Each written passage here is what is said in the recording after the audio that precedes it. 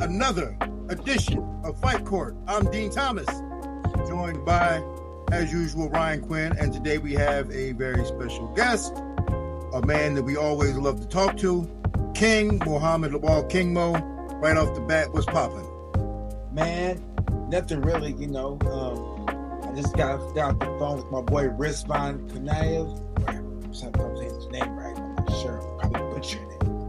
But he just got the call to fight Junior Tafa this weekend. So looks like I'm going to Vegas to watch my Russian whoop some ass.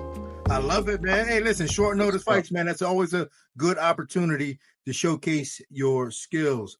But the topic of today, UFC 307, just took place over the weekend in Salt Lake City. I'm actually headed to Salt Lake City tomorrow or Wednesday for Karate Combat, but let's talk about last week. And the one thing that I could think about, the only thing that I could think about watching the main event, we're going to get into the whole card, but I got to bring this up about the main event because I got Mo here. But the only thing I thought of after that first round in the main event was Khalil Roundtree was fighting real dark skin. Yeah. And I thought about you, Mo. I thought about you. I said, he fighting dark skin. Because I ain't know he had it in him, you know what I'm saying? Because Khalil, we knew he had power, but I thought he was going to get intimidated. Not me. See, I've done my research. Anytime you see a black man that frequents mosh pits and can do the rock and roll, like the yelling, yep. You know he ain't no joke. It's true, man. It's true because the amount of ridicule he probably had to put up with in the beginning when he first stepped out there, and then to get accepted in the mosh pit and yelling with them heavy metal dudes, he built different, man. You seen that? You seen the video of him, right? Yeah. And that's his thing, man. And I guess he fights. He did Muay Thai. He did mosh pit fighting. He does MMA. And he's black that does mosh pit fighting. And I heard, wasn't he overweight at one point? Yeah, he was like 300 pounds. He got in MMA to get in shape or something like that. Yeah, so just think about all the things he's been through mentally. Because, there have been people that have jumped into combat sports to lose weight. And Jared, I don't know if Jared Cannonier was, but there have been very few that have been successful and made it to this level as him. So my hats off to him. And I think that he showed the world something, man. Yeah, I thought his performance was actually the bigger story for me. Yeah. Than Alex Bajada winning the fight, because we all kind of had Alex winning, right? Like, except for the couple people who, we had this Cinderella story in our head. But Ryan, we talked about it last week. I mean, what'd you think of the fight? Well, I saw a picture of Khalil Roundtree when he got into MMA, and he look how I look when I was in shape for a fight. So I was like, damn, that's disappointing. But I'll tell you, man, and I purposely looked at the clock after I saw this. There was 2 combinations that he threw in the first minute and 10 seconds of that fight, where if he made the adjustment, fight would have been over. And the adjustment was, the first one was he threw a 2-punch combination where he just missed. If he followed the left with a right hook, he might have clipped him and caught him. And then he made the adjustment, but then he only do 3 punches. Alex is going to learn too. We talk Dean all the time about how he downloads information, doesn't make the same mistake. So in that aspect, he did make the adjustment, and then he threw a 3-punch combination 20 seconds later, but then he should have threw a 4th punch and he would have knocked him out. Does that make sense? No, it makes perfect sense. So during the broadcast, I brought this up, was that Alex was using space behind him for his defense, because he was just, when Khalil pushed forward, he kind of ran backwards. Yeah. And I was just saying, if Khalil would just kind of walk him into that fence a little bit where there was limited space behind him, he wouldn't have been able to. I don't think he was could have dealt with the speed with just his defense alone, because Alex doesn't really seem to have the greatest defense. He holds his hands kind of low, and his body type is his defense almost. Yeah, but I think that his body type and the fact that he carries so much power. Yeah, that's a threat. The threat. If you're blitzing him, you risk the chance of running into a check hook, a nasty one hitter quitter check hook. So, like, you know, you can throw more, but the closer you get, you're getting that range, that mid range, to where you can run to that left hook. So, like, you know, when you're in there, it might seem, you know, I think maybe that because he fights so tall and he fights so awkward and his hands are kind of low that you kind of second guess yourself, like, should I get in there? Or the range might be off, you know, because he can kick, his kicks come fast, his punches come fast, he can knee. He's very dangerous going forward and backwards, you know, and I know, like, you take the risk of blitzing in there. So I don't want to take anything away from Alex's performance. So, like, you know, I'm giving a lot of high praise to Khalil, but you know, for Alex to be able to lose those 3 rounds in the way he did, but also accumulate enough damage to when he was actually able to start amounting his offense, he just ran away with it. Because when you think about it, like, he lost those 3 rounds, but accumulated enough damage on Khalil to win in the 4th round, he was able to turn it on. He lost the 3rd round. Of broken. Well, I mean, maybe not. Maybe I just am giving Khalil a lot of credit for that. It doesn't matter, but I thought he won the 3rd round. Yeah, I mean, but when he turned the table, right? The tide started to change. Yeah, the momentum started to change. Khalil, after the 1st round, what I said, then he made the proper adjustment, or his coach saw it. His coaches saw it. Whatever the case was, it was beautifully executed. He started doubling up on the straight left, close the distance. So, and then he was throwing 4 or 5 punch combinations, but Alex adjusted again. Instead of backing up, he did start to create some angles to try to see if he can create the check hook or the right high kicks, which wasn't working all night, which was pretty awesome. And Khalil's right as well. I know his movement looked fantastic, and I thought that was what gave Alex some problems. Not a lot of guys have been able to move on Alex like that. Kind of, just have that speed, man. Like, he was very loose, and like in the way he was throwing punches, like his movement was good. He was throwing good punches, and he put on a hell of a performance. But I think the bigger story was his toughness at the end of it, like the beating that he was able to take. And then, you know what it reminded me of? It reminded me, like, the way he fell reminded me of Roy McDonald, Robbie Lawler, just not able to take another one. Like, I just can't take no more. I agree. Yeah, like, you know, like his mind was like, stay up, but his body said, go down. Mm-hmm. I mean, that's a terrible place to be in a fight. I mean, us looking at that, us watching that, I mean, we have so much respect for that, because that's what we want from our fighters. When you think about it, that's what we want from our fighters. Like, Mario Bautista's taken a tremendous amount of heat for his fight because he fought a good fight in order to get the decision. But what we want from our fighters as fans is for them to go out like Khalil Roundtree, but not everybody is built that way. In fact, I'm more than willing to say only a very small percentage of fighters are built that way. Like, I didn't even think Khalil Roundtree was built that way. Well, I think that all fighters are built that way for a certain amount of time.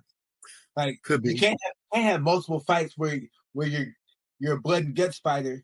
You know, because you have fights like that, you'll be like, you know, your career won't last that long. You know, the accumulation of damage will just ruin your career. You'll have brain damage. You'll be stuttering. Your career will not last that long if you fight like that. You know, like, it's exciting. The excitement brings about short careers. Yeah, no doubt. Well, we can come back to this, but I want to get some thoughts on some of the other fights. Ryan, I'm going to come to you first on this co-main event between Juliana Pena and Raquel Pennington. What are your main thoughts? And then, first off, who do you think won the fight? I thought Raquel won. That was my first thought. I thought it came down to the 5th round, and I thought that she connected, did enough damage, dominance, whatever you want to call it, with the judges in the 5th round to win that fight. She also was controlling the dance. It came down to the fifth round, you know, and just how'd you score the 5th round? And that's I thought that Raquel, I thought that she started to look a little bit older. You know, she wasn't creating the angles. She wasn't finishing exchanges like she had been previously, which was the success in her 2nd run. But I still felt she did enough to win that round. And I tried watching it again, and I just don't see it any other way.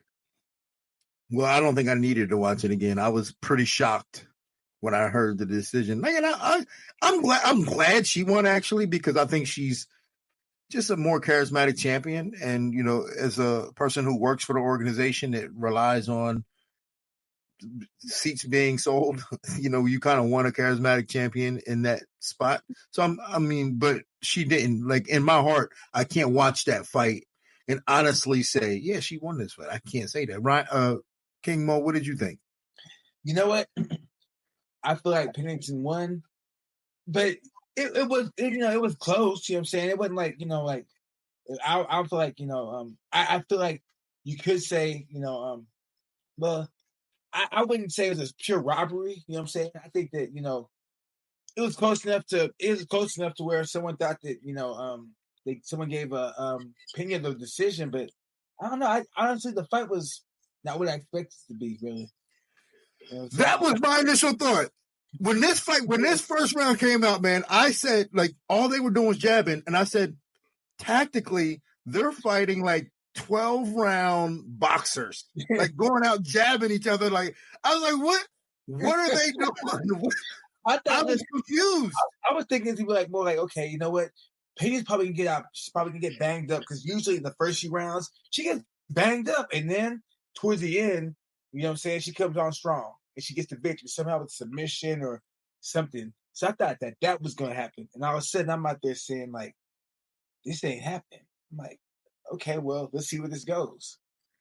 Dog, I was confused, and in my head, because I'm and my analytical mind is always working when I'm watching fights, and I'm thinking, and I'm watching Bilal Muhammad in the corner, listening to the Valley team, and I'm just thinking, what was their strategy? Like, what was like their game plan going in? Like, it couldn't have been to jab and win this fight. Like, for both of them, that couldn't have been the strategy, and I'm wondering what they were doing. Ryan, what did you think? I was waiting for more aggressive on Juliana's side. I thought that Raquel with the boxing was going to end up doing that stuff. I thought that she would wait for the later rounds to push a little bit more. But yeah, it was a little bit slower than I thought. Overall, I did think it was a very good fight, though. I got to throw it back at you for a minute. Did you think it was boring, Dean? It wasn't boring in a sense of like, it wasn't a barn burner, but was it boring? No, it was very tactical and competitive, which sometimes can make the story and the drama of the competitiveness and it being so close could make it interesting. Like, there wasn't a lot of big moments, but there were enough moments that it made it interesting. What'd you say? It's kind of tit for tat. Yeah. And it also depends on what you like, what you prefer, because it wasn't like sometimes in MMA, some of the shots are landing, but they're not landing very, very clean. You know what I'm saying? Like, they land, but like, what do you prefer? I don't know. I thought it was exciting in this aspect. It wasn't. I thought it was going to be what you would normally think of exciting, but it was a little different here. Let's just, for argument's sake, let's stick to what I was saying. Let's say Raquel won rounds 1, 3, and 5. She won the rounds with boxing, but then in rounds 2 and 4, Pena won Juliana won the ground with won the fight with ground control. So you saw winning with wrestling, winning with boxing, winning with grappling. So I like that we saw diversity in the game with that fight. Yeah, that's and I don't think it was boring. Like I said, the competitive nature of it just added some drama to it. Like, going into a 5th round when it's even, it's always kind of exciting because it really turns into a 1-round fight. Mm-hmm. And that's always a bit exciting. So I had no issue with that. The judges were on display all night. I thought that the judges were, I think it's just the judging, the way we judge fights, but the Mario Bautista fight and Jose Aldo fight, like, everybody's saying that Mario Bautista shouldn't have won. I thought he won. Am I tripping? I thought he won. Yeah. I thought he clearly won. I was like, my bad, cut you off, Dean, but this is where open scoring I thought would help educate the masses, because if everybody's seeing one thing and it's kind of close and they're like, the judges won, then they could be like, you know what, how? Or maybe someone could point out how. I think maybe for the open scoring, judges would be like, all right, 10-9, so-and-so control, 10-9, so-and-so damage, say 10-9, so-and-so ring generalship. They should put down why, so the crowd would see. And then also, the corners and the fighters themselves would have an idea of what is being scored and what's being weighed more than other things. You know. Yep. I agree, because then you know what the judges are looking for, and you could base what your next round is going to be around. The judges, you can please the judges. You can please the judges. Yes, that's part of the game, right? Mm-hmm. Just being able to please the judges. And I was blown away by the backlash that I was getting on Mario Bautista. I'm like, man, because like during the whole fight, I'm like, he's like Aldo's guessing. He doesn't really know how to approach this. Like he's allowing himself to get put up against the fence. And then everybody's like blaming Bautista for that. And I'm like, that's not Bautista's responsibility to allow Aldo an opportunity to punch him. It's not his responsibility. That's Aldo's job. Yeah. I think that was somebody said that beside you in the broadcast. That's the fan. The fans, like, so a lot of Aldo fans, Aldo's a beast.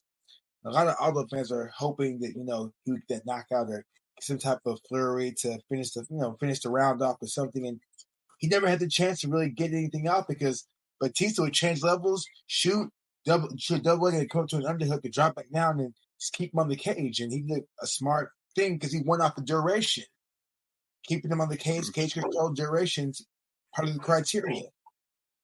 It's in the criteria to win a fight. Yeah, I thought it was pretty clear, actually. I was like, I didn't know what everybody else was seeing. I was like, this is pretty clear to me. And when I think it was just a matter of that people liked Aldo so much better and that bias towards him that you just wanted to see him do better and you wanted to see him win. But and if he's going to lose, I guess you want to see him get beat up, right? Because like it's clear and he can go out on his shield. But you don't want to see a hero just get held. But that's not Mario's job. That's not his responsibility to make sure that Aldo has a chance. Yeah, it's a weird thing. How about Kayla Harrison? Mo, coming to you first. Kayla Harrison, what do you think of her performance? I think she did what she had to do. Her opponent, Vera, I feel like she's very defensive. She didn't take any major risks. The only thing she did great during the fight, she went to the body, and threw a few body shots, but she did not take any risks. And that's what made, a lot of times when you're competing against somebody that's just trying to keep it close, it looks close, it looks bad, even though that person is doing nothing to really try to get the victory. And that's what we saw on Saturday night with Kayla Harrison and Ketlin Vera.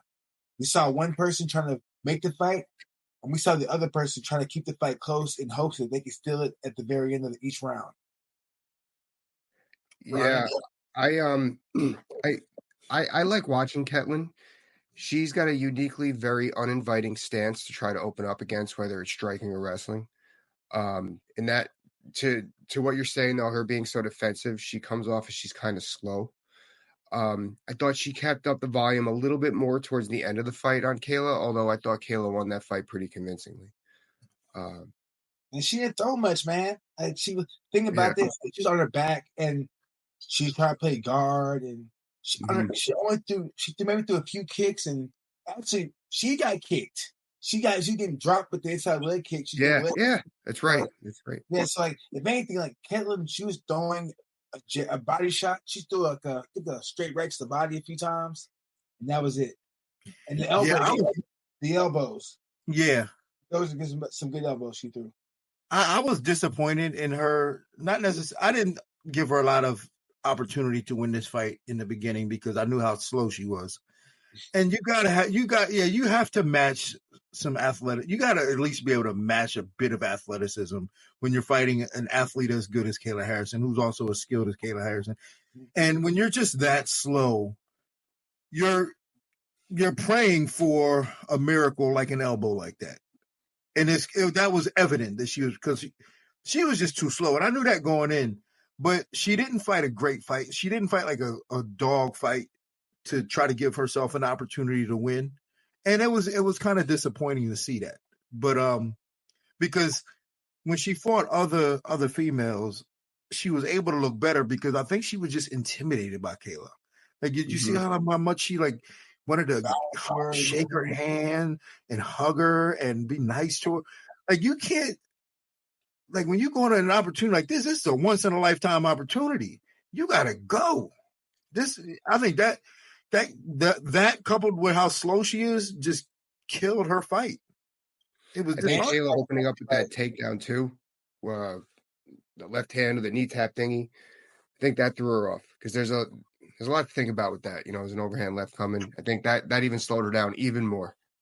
The inside leg kick, the blitzes, so she shift to throw the double jab at the very end, the takedown attempts, the kick.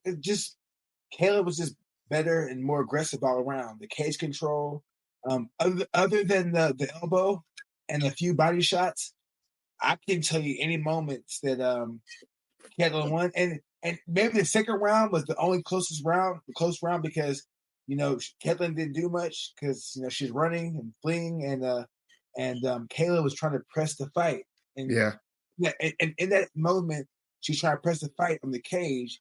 She got hit with the elbow, and it did damage. That was the only thing I could think of that Caitlin did. That and some body shots. See, here's the thing too, especially when it comes to Kayla Harrison, is that Olympic pedigree. Having that and knowing how to compete at a high level is so important that these other fighters, especially women in these divisions, just don't have it. And that was why I said Ronda did so well in the beginning, because she came from the Olympics and she's fighting, the next closest female to her was Miesha Tate, who had high school wrestling. I mean, what a difference in just level of competition that is, thought process and knowing how to compete. So Kayla Harrison goes out there winning 2 gold medals, fighting this, Ketlen Vieira, who doesn't have that level of dog in her or competition in her. And they go in and they go out there, and Kayla performs like a winner. She's competing like she knows she's going to win, while these other females are just out there kind of like praying and hoping to get something off. And it's not unfair. It's not unfair, but there is a big difference, in which is the reason why Kayla Harrison is probably going to be the next UFC champ. I can't see it in there. There's levels to this. Yeah. So we got to stick on Kayla a little bit here. You had Don Davis on your show, and he couldn't stay away from the fact to give her a backhanded compliment. He's done it so many times. PFL fucking put her loss, I believe it was, on they aired that or some shit before the UFC 307 on Saturday night. Like, dude, this while that came on, I was driving to go do the commentary, which there was some good up and comers there. The song "She's Gone" by Hall & Oates came on on the car. I was like, oh my god, this guy definitely plays this fucking song every night before he goes to sleep. Because he's just like, that's the one that got away for this guy. He needs to stop, man. He does need to stop. He can't She's gone, oh yeah. There's no weight class for her there, So like, when they only have one person to really build the weight class around her and Pacheco and then Cyborg, but listen, there's nothing. Yeah, like he's trying to say, oh, she ran away. She didn't run away from nothing. Like let's play it. Let's say he was in her situation. Okay, let's say that he's a promoter. He's acquired the UFC. Let's say he wins the war. He acquires the UFC. This is all semantics, and ESPN says you can only go forward with one promotion and one roster, but you get to decide. And now let's just break it down here. So the UFC, I wrote this down, or PFL is worth $1 billion, and the UFC is worth $11.3 billion. And on top of that, actually, this part's a little bit closer than I thought, but the UFC has 447,000 pay-per-view buys on average a year, on average per pay-per-view event, where the PFL has about 336 to 340,000 views for their non-pay-per-views. So it's like, you as a businessman, which one are you going to go forward with? You're going to go forward with the brand that's going to make you more money. You're going to go forward with whatever you want to do. And she already accomplished over there. She already accomplished her world championship. So he just needs to go away, go build more stars, whatever. Hold on. Remember why he's mad though? He's mad because he was hoping to get a mega fight with Kayla and Cyborg. That's what he's crossing his fingers on. Because more than anything, that would have been like the Clarissa Shields versus Savannah Marshall type of fight, where you're the 2 big dogs fighting, and that's what he's hoping for. Because he's hoping he can get maybe 1, maybe 2 fights out of Cyborg, because he's probably paying a lot of money. But Kayla was like, you know what? I see a better opportunity, and now he's bitter. That's all I can think of because Exactly. I get it, but like, say it once. We're going on like a year now. Like, yeah. He's missing. See dollar signs that he's missing out on.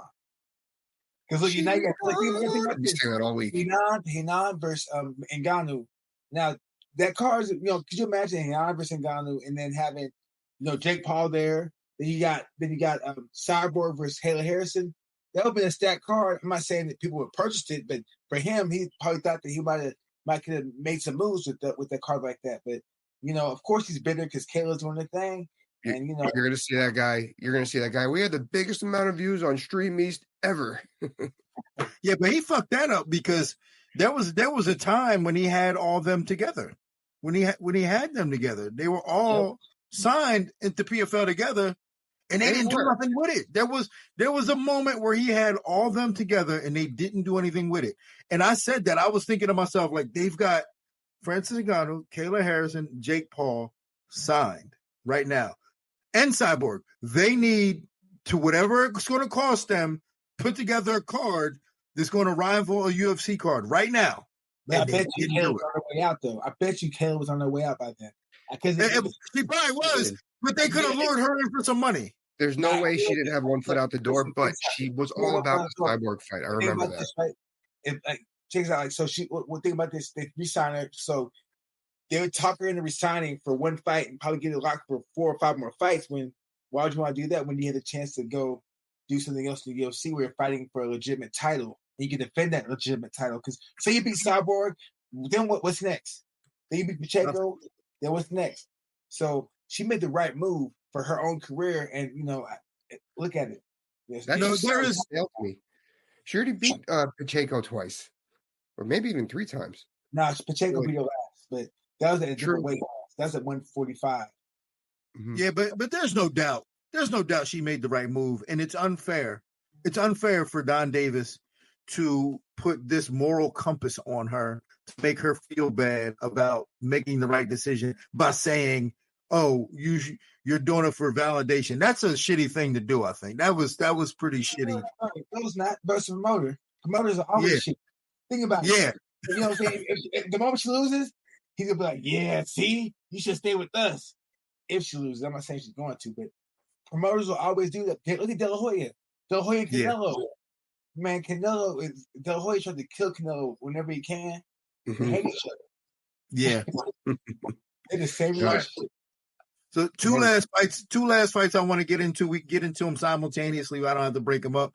Kevin Holland, Roman Dolidze, Stephen Thompson, and Joaquin Buckley. Any major takeaways from these fights from either you guys? Well, I'll come to you first, Mo.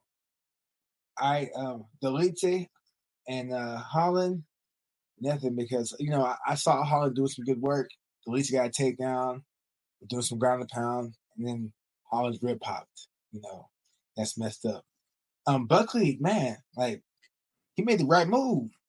He made the right move, man. Like, I was shocked because Wonder Boy is like, hard to catch. He made the right move, man, and now he wants to fight Usman, is what I'm hearing. So he's calling out the right people. I was shocked to see him do so well at 170, and he jumped in the deep end and started succeeding.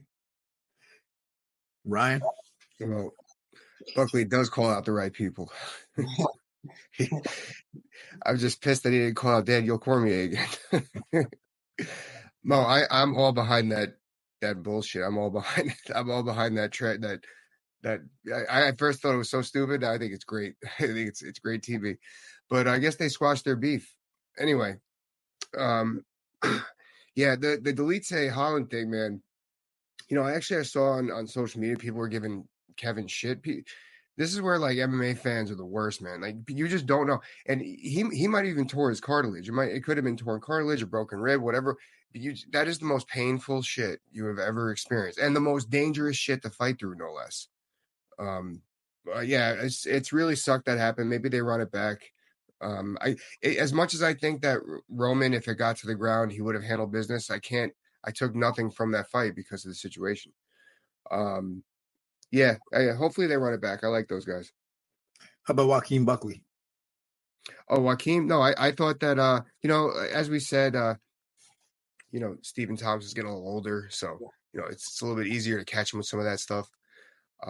I think that fighting Usman is a very smart fight, especially because if he wins, it really projects him a safer fight. I don't doubt Usman, but his knees aren't what they were, I guess. But I think that I think it's a great fight. I think that he's doing the right thing with his career. Yeah, I gotta give it to him, man.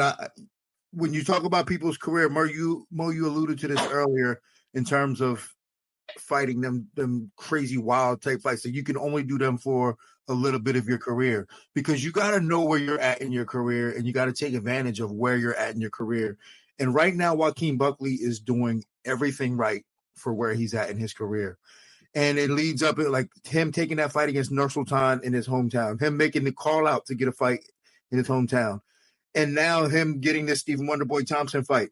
He was losing the fight. Wonderboy looked great. Wonderboy didn't look almost 40. Wonderboy looked really good.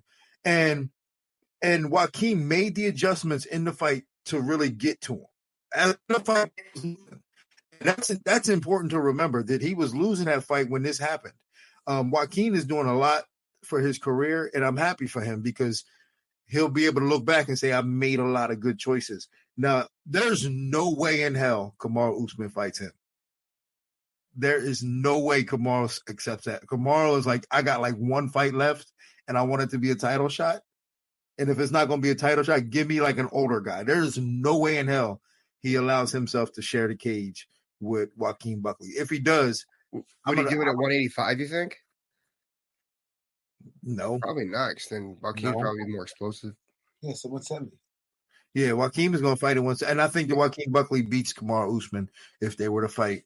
And that would set Joaquin up for, some title shot shit. And it would be interesting to see how he does against, Bilal or a guy like Leon Edwards and these other guys. So, yeah, but I'm not. But here's the thing, right? You can't count Usman out. With his not fight IQ and his wrestling, anything can happen. You can control him, but Buckley is hot though. I'm not gonna lie. Yeah, he's hot. He's hot right now.